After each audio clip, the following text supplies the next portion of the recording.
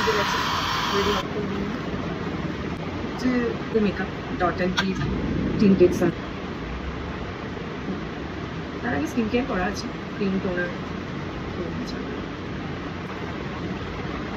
বেশি কিছু প্রোডাক্ট আমি ইউজ করি না।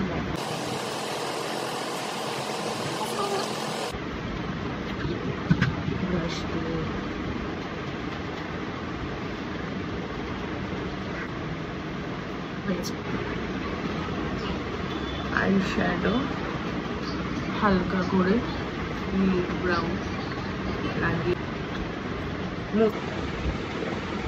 এই যে হালকা উইঙ্ক করেছি, তোকে সেম আইলাইনার পরা। So good and difficult Wynk, হালকা উইঙ্ক।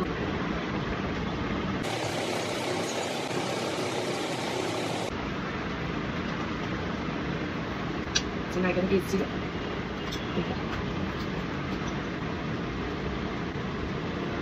তো হয়ে গেছে। হচ্ছে কি